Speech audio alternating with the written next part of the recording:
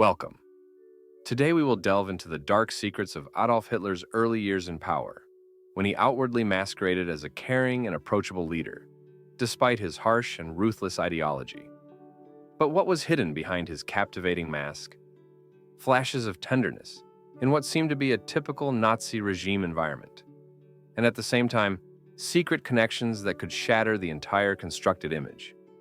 In 1933 alone, when Hitler celebrated his 44th birthday in Obersalzberg, he displayed an extraordinary attachment to a 6-year-old girl named Bernil. She shared his birth date, and it seemed they were like relatives. Photo shoots, tender glances, invitations to his home, all of this created an illusion of a caring father and friend. But how could he maintain relations with a girl whose family had a Jewish grandmother? Why, pretending to be a man unafraid of public displays of love and warmth, did he keep connections with someone who contradicted his own racial laws? And what happens when hidden facts start surfacing inside the Nazi machinery? Can a person maintain the image of a caring leader despite the terrible secrets he harbors?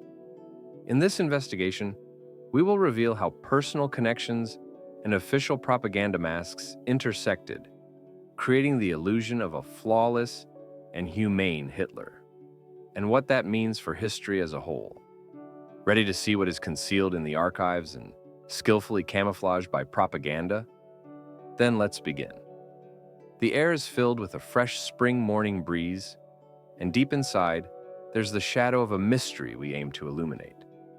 At the center of attention is a man whose name would later become synonymous with brutality and soullessness, but in the early years of his rule sought to appear different, closer to an ordinary person, a symbol of care and closeness. Adolf Hitler, a dictator whose name is forever etched into history as a personification of evil, in his first years in power, attempts to create an image of a leader capable of engaging and earning the trust of the people not only through ideas, but also through a special warmth, an almost imperceptible humanity capable of melting the ice in anyone's heart. This strategy did not emerge out of nowhere. It had a deep psychological foundation, a complex of carefully thought-out gestures and actions designed to convince society that behind the mask of harsh ideology was a human being. He began shaping this image long before becoming the supreme leader of Nazi Germany. But at that time, in the early years of his rule, it was not merely a tactical move. It was an act of creating a myth, which would later become part of extensive propaganda, an instrument to reinforce power, and, possibly, a personal necessity to hide the shadow that lurked behind him. The most vivid example of this strategy is his 44th birthday, celebrated in an anxious but intimate setting. It was not a grand celebration, nor a gathering of masses. Part 2 of 13. It was a quiet, intimate day in Obersalzberg, in a residence hidden from prying eyes, a house whose walls are soaked with the history of struggles, power, fears, and secrets. Its security measures were minimal, and Hitler himself, surrounded by close and trusted associates, seemed distanced from the public, immersed in his thoughts. That same night, beneath the palms and dim lamps, a small miracle occurred. A 6-year-old girl named Bernil entered their circle. She had blonde hair, blue eyes, and, coincidentally, her birth date was as significant to her as it was to Hitler. To an outsider, this moment appeared harmless, even touching. But behind the scenes, much more complex scenarios were unfolding. Hitler, with his stern gaze, suddenly showed tenderness. He invited the girl and her mother, a simple woman whose surname would later become associated with secrets, into his home. It was an informal gesture that could be seen as an expression of a human side. Photographer Heinrich Hoffmann, later commissioned to create images, captured the moment when the Führer held the girl in his arms. The light falling on their faces and expressions created an illusion of warmth, friendliness, and care. There was a clear strategic element in these images. Outwardly, informal tenderness, hidden, a powerful propaganda tool. The idea was obvious. Hitler was not only a military leader, a strategic and ideological figure. He was a person capable of kindness, of being close, understanding. This image, reinforced through the photo shoot, served to strengthen his public persona as someone trustworthy, a caring family man, even if it was merely a mask for much more complex aims. In the years that followed, from 1933 to 1938, connections with Bernil and her mother continued. Letters, exchanges of photographs, publications, all of this cultivated the strong image of a caring, almost paternal leader. He was called Führer's child because everything in this story hinted that even in the harshest system, there was room for warmth and emotion, that even the strongest could show care for the weak.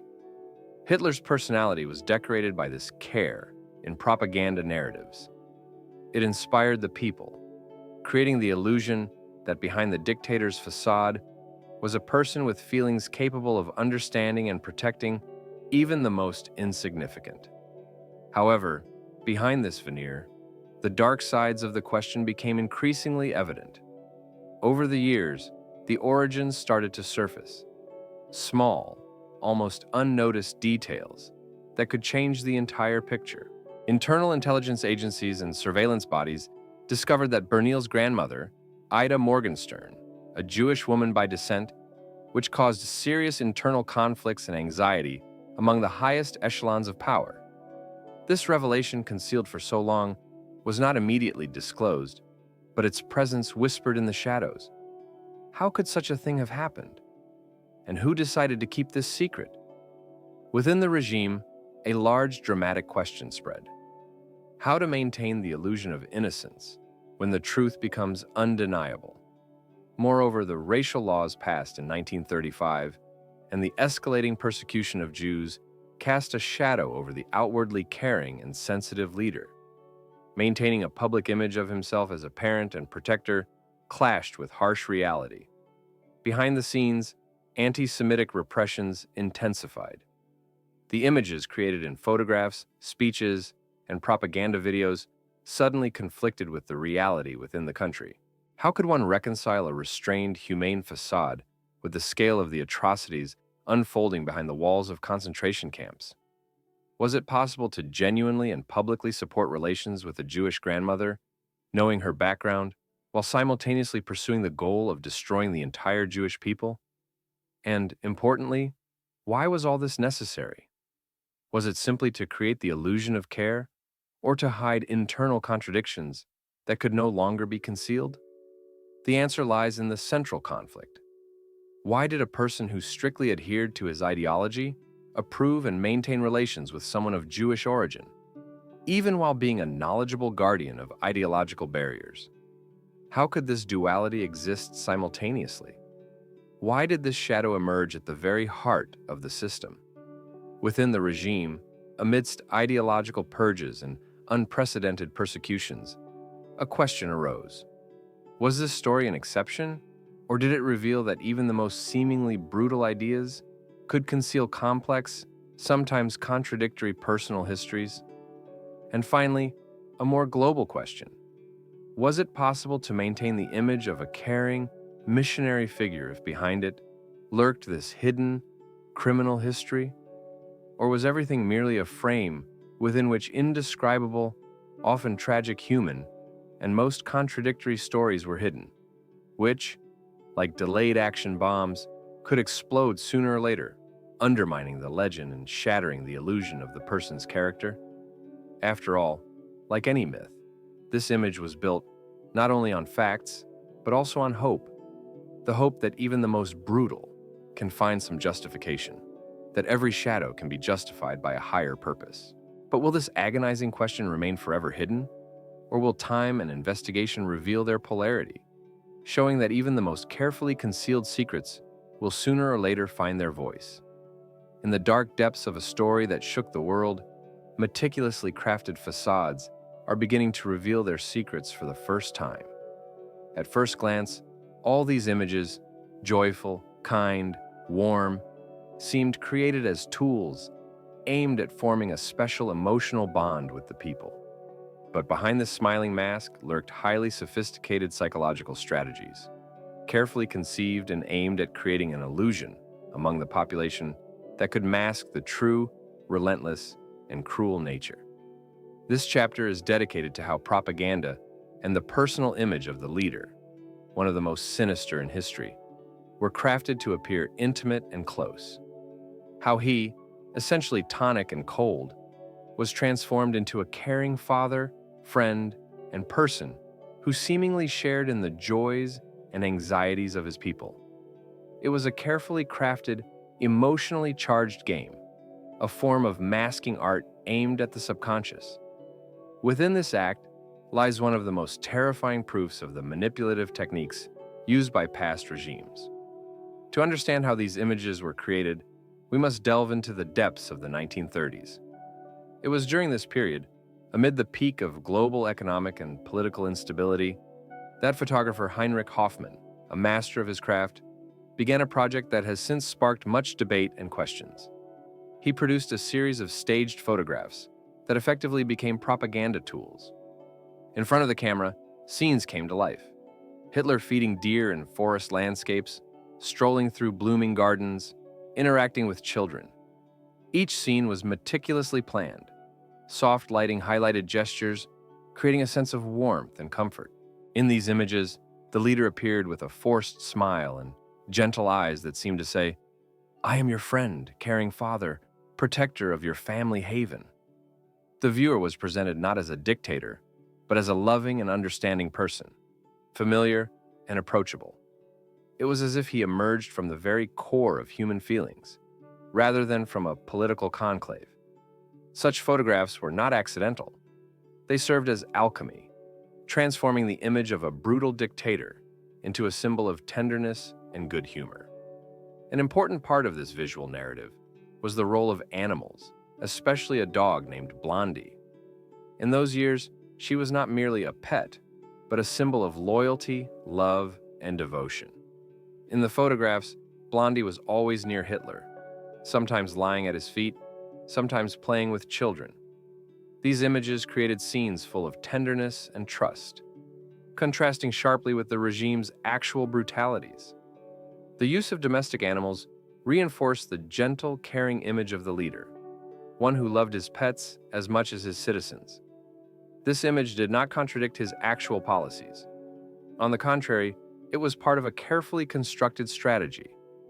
Within the regime, these images served not only propaganda purposes, but also strengthened the office internally, capturing the image of a man capable of kind deeds and tender words.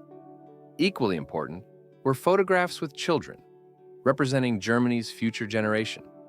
Little faces, joyful and holding Hitler's hands or playing with him on lawns, created the impression that the leader was not only ruling the country, but also caring for its most valuable asset, the future.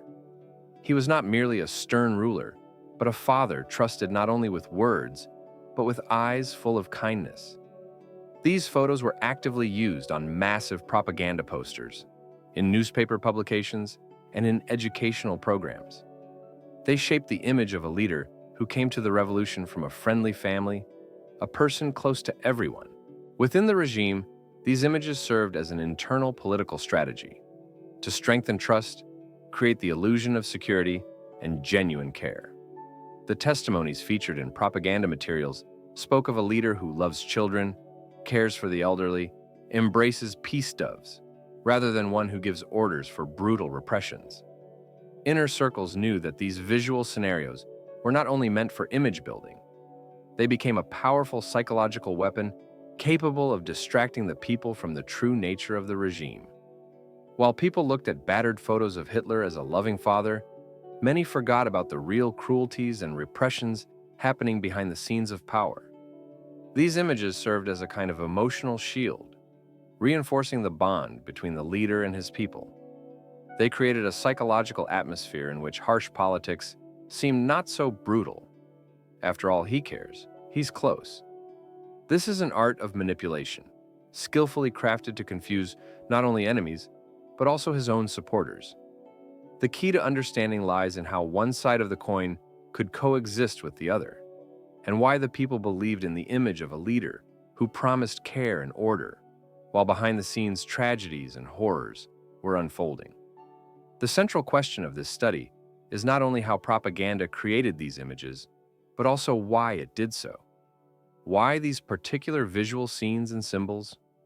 What mechanisms did they use to achieve the desired psychological effects? What is the skill of propagandists in transforming a bloodthirsty dictator into a caring father?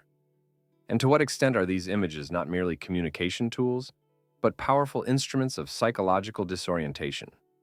The essence of the matter lies in how the illusion of perfect care was created while violent storms of wars, repressions, and destruction raged around.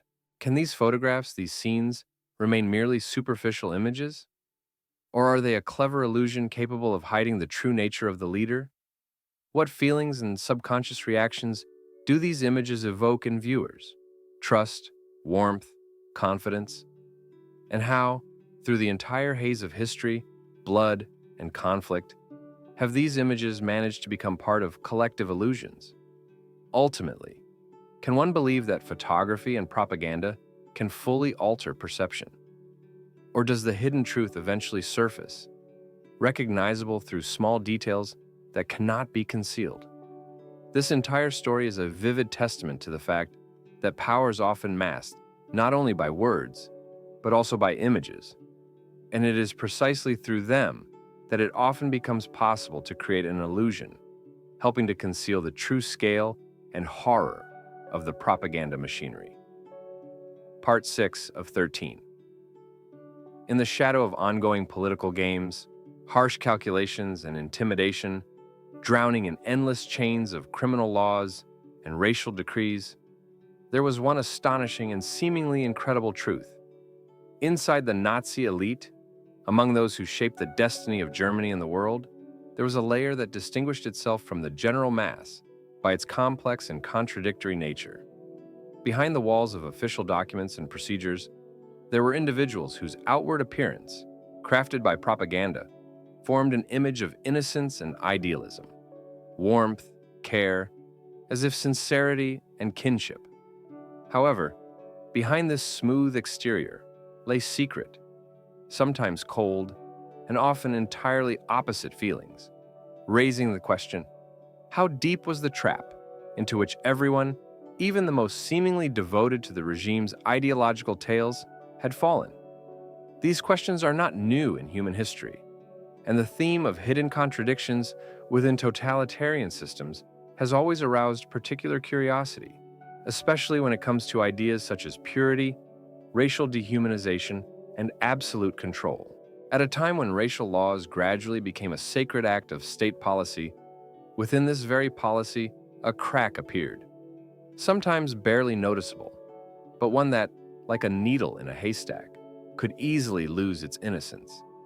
And so, amidst the very core of these events, one of the most vivid and at the same time most mysterious pieces of evidence emerges, an internal circular from the 1930s, which explicitly pointed out the need to distance children of Jewish origin, even if their appearance seemed traditionally German, even if they were indistinguishable from others. These directives testified to the growing concern of the authorities, because outward attractiveness, the warm smile of a German child, could be a mask for future difficult contradictions. Moving further, the crucial turning point was the adoption of the Nuremberg laws, marking a new phase of racial segregation. The law for the protection of German blood and German honor, and the law on citizenship, embedded in the state apparatus, not only solidified divisions based on bloodlines, but also established new, stricter criteria for defining Jewry. At their core was an absolute disconnection from religious and cultural ties. Now, under Nazi laws, no one could claim exemption by personal choice. The true face became decisive. This was not merely a legal clarification, it was, at its essence, an act of depersonalization. A person was reduced to a bearer of blood characteristics, carrying an uncompromising mnemonic imprint that eliminated all illusions. In this context appears the intriguing story of Bernil. Her maternal line, Mischling of the second degree, meaning a quarter of Jewish roots, made her, by strict legal standards, impure. The regime did not hide its stance, and the facts spoke for themselves. Her position was marked. However, here lies the paradox. Hitler's personal relationship with Bernil, as well as his public support for the Sophia friendship, became a real puzzle for those trying to understand or even predict the Führer's behavior. Even during a period of harsh repression and new racial standards, he continued to demonstrate the same personal attachment, which, one might think, should have disappeared under the pressure of state ideological demands. Over time, these contradictions surfaced. In 1938, as the regime became even more authoritarian, large-scale campaigns to exclude Jews from all aspects of public and social life began. The intensification of persecutions swiftly took on a systemic character. The features of this process included bans on entering certain premises, confiscation of photographs, prohibitions on any contacts related to Jewish elements. Places that once served as venues for meetings and cultural events were transformed into windows, behind which both faces and connections disappeared. People seemed to vanish from the view of the Nazi system. Day by day, against the backdrop of familiar and seemingly utopian images, a new era of complete alienation began. Of course, within the highest echelons of this regime, stagnant and anxious questions persisted. Long hours of discussion and consultation, tense moments when implementing sweeping measures. At the heart of these decisions was a person who, despite publicly supporting the policies of racial segregation, in some way demonstrated personal, sometimes even warm attachments, such as to Bernil. Martin Bormann, one of those who practically led the inner bureaucracy of the Nazi system, made urgent decisions regarding bans, confiscations, and the cessation of any contacts with individuals deemed, according to ideological standards, undesirable. These actions reflected signs of involuntary systemic imbalance, which was so crucial for maintaining the facade of impeccable rigidity. As Hitler navigated these changes, seemingly subordinating himself to the party and regime's requirements, he continued to show attachment within his personal service, an attachment that appeared impossible to reconcile with the official ideology of racial impermeability and racial purity. This internal conflict between personal attachment and political necessity shaped his image both personally and historically. Was it possible to preserve a personal, non-ideological feeling if it conflicted with the laws imposed on society? This question was rooted deep within the regime itself. In the end, analysis shows that the cost the regime paid to shed even symbolic friendly ties was extremely high. It had to abandon not only personal connections, but also its inner human nature, which, despite everything, was not so easily suppressed. The era in which every friendship and attachment could become a threat and a challenge to the system taught the world one main lesson. Even in the harshest and most ruthless regimes, there are boundaries that must not be crossed, lest humanity itself be lost. This story is not only about totalitarianism, but also about the price a person pays for their soul, for their genuine feelings, for their moment, their cost, their survival. In the dark corridors of history, where each word and each secret letter can dismantle the entire system, there are often facts hidden that can overturn our understanding of the most terrible pages of the past. In 2025, pages of long-forgotten archives were on the verge of reveal, and it was there, deep within the Berlin archive, that something was discovered that radically changed the perception of the contradictions between the outward facade of the Nazi regime and its inner reality. These discoveries were no coincidence. They were the result of years of meticulous work by investigators, relentless fact-finders who refused to overlook even the tiniest evidence. And these evidences, uncovered decades after the frozen events, reveal that the power structure had far more cracks than commonly believed, and that Hitler was not a straightforward figure, but a man in whom personal feelings and imposed dogmas fought internal battles. In 1933, amid the rise of Nazism and the concentration of absolute power in the Führer's hands, a direct message was unexpectedly recorded in secret correspondences, which had long remained inaccessible to the public eye. Hitler was informed of Bernil's Jewish origin. These documents, carefully classified, were stored in top-secret archives, hidden from prying eyes. And only with the advent of modern technology and searches for the true roots of the tragedy did they come into the spotlight for researchers. The evidence shows that, almost immediately after gaining power in 1920, when Germany's political landscape began to shift under the weight of prejudices and racial laws, Hitler received reports informing him of a group of people hiding their true origins, among whom was a girl named Bernil. This information was passed to him unofficially, through a channel that could not be traced within the strict secrecy system. It turned out that precisely at the moment when debates were raging inside his office about the necessity of enacting laws on racial purity and genocide, Hitler personally knew that there were those who could be played into the illusion of ideological purity while at the same time maintaining personal ties that contradicted everything he propagated. Further research shows that, despite grim directives and strict amendments to laws on racial purity, Hitler continued to maintain contact with Bernil, even though she was officially considered a Mischling, a person of mixed blood, what modern terminology would call a second-degree mestizo.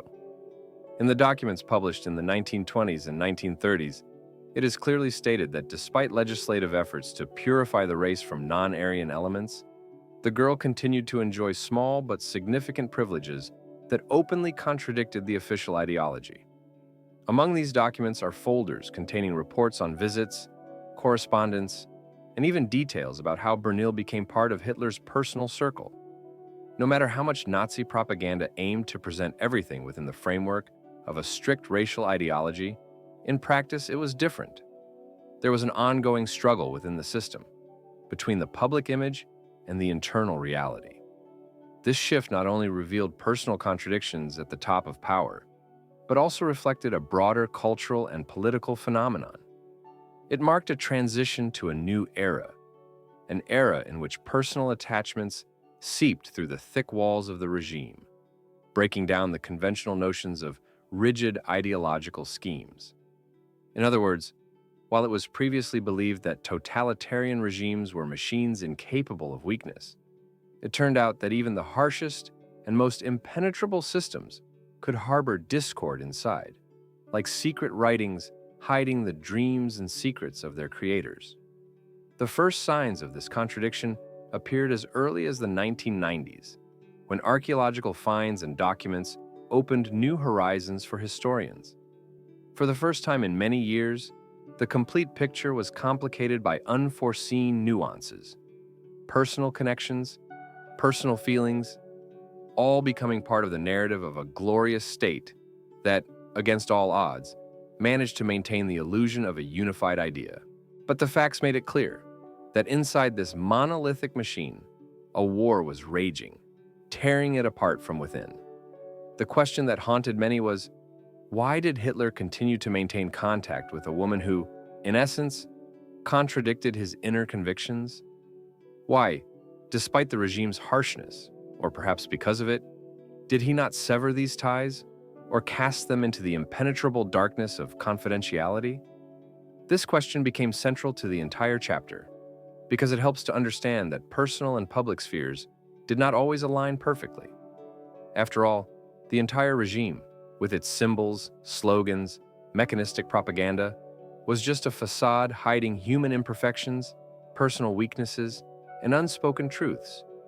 And it was precisely these nuances, these hidden threads, that could prove to be the most destructive. As research has shown, details such as Bernil's origins became wounds that, despite all attempts to conceal them, seeped out. This fact shook global public opinion, witnessed not only by historians but also by journalists and experts on Nazism, because fundamentally, it shattered the myth of omnipotent and flawless evil. The discovery of documents regarding the girl's origin was like a drop of water that sheds light on the shadow side of the Nazi regime, a regime that publicly claimed to uphold racial purity, but in reality was far more complex and multifaceted than it appeared at first glance. It was not merely a contradiction, It was a collision of two worlds, ideological and personal, public and private. Making this divide evident means understanding how human weaknesses and secrets could undermine even the most solid walls of the regime, even the very ideology that had been shaped and reinforced for centuries. What is the price of this revelation? What can even the most insignificant military or espionage-related information become in light of this contradiction? What about the victims, symbols of the regime, the very pillars holding it up? If it turns out that even figures like Bernil could be tools of personal feelings, weaknesses, or hidden interests? These questions trouble millions. They demand answers that could shatter both the core of historical truth and the image we are accustomed to. After all, what were symbols like Bernil tied to millions if the truth is finally uncovered? What does a victim become when it turns out that her origin was not a coincidence, but part of a struggle, an unspoken deal, contradictions within the elite circles of the regime? Thus, the terrifying structure of fabricated truths, which had seemed immovable for centuries, begins to crumble, along with all notions of how absolute and impeccable absolute power truly is. And when these facts lead us into the depths of personal stories, contradictions, and hidden sides of the heroes, we realize that the real tragedy lies not only in the collapsed system or the disappearance of millions. The tragedy is that even the most terrifying symbols and victims, like Bernil, may result from much more human, much more intimate, and therefore more painful conflicts. The deeper we delve into these facts, the clearer it becomes. The most terrible secrets are those hidden within the human soul, within the connections that no one noticed or wanted to notice. This is what makes history incredibly tragic. For behind all symbols and victims lie not only Nazi rituals and plans, but also human weaknesses, contradictions, and unspoken deals. And it is within this contradiction that the true cost of torturing the truth and understanding is born. The more we learn, the more the illusion shatters that only evil resided at the very heart of the regime. In the depths of history, concealed behind the facade of absolute power and ideological dogmas, lies one of the darkest and most instructive stories of the 20th century. A story that reveals secrets, overturning the understanding of how power is created and maintained, and what sacrifices are made in the process. At the center of this story is Bernil, a woman whose fate became a mirror to the darkest vices of totalitarian regimes. This story is not merely a fact from the past. It is a lesson about the nature of illusions, about the mechanisms of a demonic game in which power exploits human weaknesses, creating an illusory purity and infallibility, only to ultimately crumble under the weight of its own false worlds. It begins with the fact that during the Nazi regime, when Germany was plunged into a whirlpool of horror and madness, personal attachments, loyalty, and ideology coexisted in a complex, sometimes contradictory symmetry. This paradox is the cornerstone upon which the entire mechanism of power was built. Within this system, there were individuals who swore to serve their Führer with their last drop of blood, while simultaneously maintaining their human feelings and weaknesses, hidden behind the illusion of absolute loyalty. Their role was not only to execute commands, but also to uphold the illusion of internal purity, unity, and to cement ideological tenets. The necessity of delicately balancing human emotions with the harsh demands of the regime created a thin line behind which secrets, betrayals, and double games were concealed. This fine boundary is not merely an illusion. Its existence is confirmed even years later. The revelation made in 2025 is sensational and at the same time frightening. Researchers discovered that Hitler's true personality and beliefs differed significantly from the illusion propagated by propaganda. Documents, archives, new testimonies, all of them show that the mask behind which the Nazi leader hid was only a carefully crafted facade.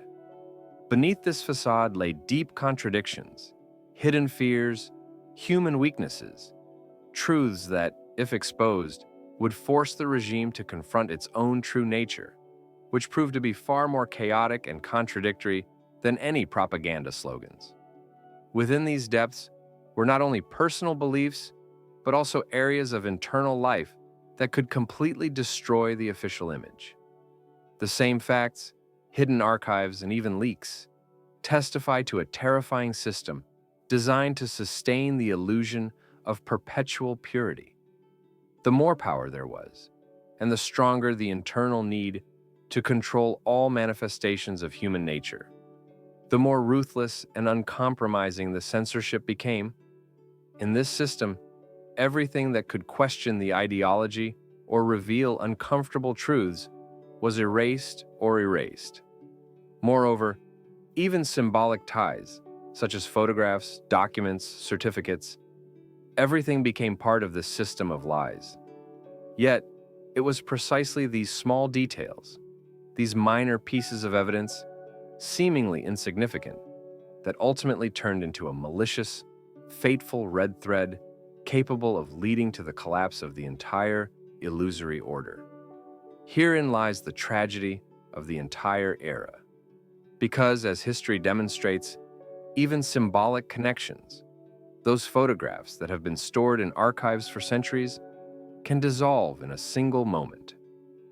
Part 12 of 13.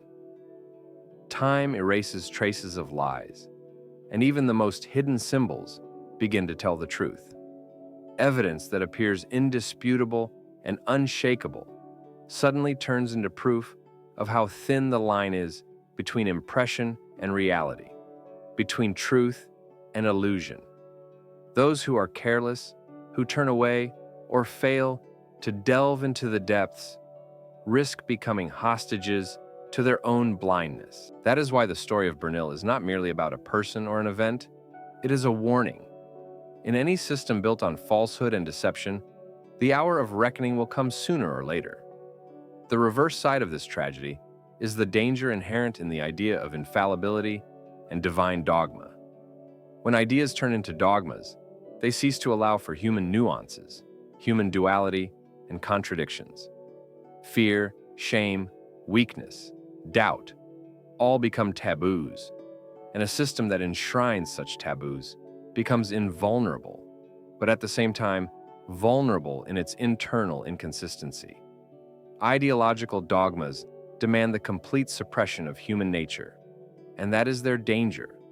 They turn individuals into followers devoid of their own human essence, shells hiding shadows within. This is the main sorrow of the system. Those who create the illusion of impeccable purity risk drowning in their own deceptions and leading to tragedy. The story of Bernil is not only about a specific woman or a specific era. It is a lesson about a control system built on image management. Power is not only control over people, it is control over their imagination, symbols, images that create myths. That is where its true strength lies, and simultaneously, its greatest vulnerability. Truth often resides not in grand events or words, but in small details, in photographs, documents, the eyes of people hidden behind the facade of flawless illusion. Those who dare to reveal these details become enemies of the system. But it is precisely this struggle that makes clear that any power based on deception and illusion will sooner or later collapse under the weight of its own truth. So, what does this story tell us about the nature of power? About its hidden mechanisms and true essence? Primarily, it shows that any authority built on falsehood is a fragile construct. Within it lurks danger. Illusions created to maintain control not only distort the real image, they ultimately destroy the very creator of that image. The true strength of power lies in the ability to manage not only people, but also the symbols they create. The mechanism of this control is based on the belief that it is possible to manipulate not only matter, but also perception embedded in human minds. And the story of Bernil proves this. No matter how powerful the system, it can never be entirely protected from human duality, from the truth that, sooner or later, will surface. We are confronted not only with a tragedy of a particular woman or era, but with a mirror reflecting the systemic flaws of human history as a whole. Can we learn to avoid the mistakes of the past? Can humanity, by examining this example, become wiser? The answer is yes, but it lies in awareness, in the ability to perceive the duality of things, and to recognize that every system of illusions ultimately collapses not because it is weak, but because it is based on falsehood. Only by understanding this can we hope that future tragedies can be prevented, and that a new era, the era of transparency, will come not early, but when we learn to see beyond the facade, beyond masks, beyond symbols.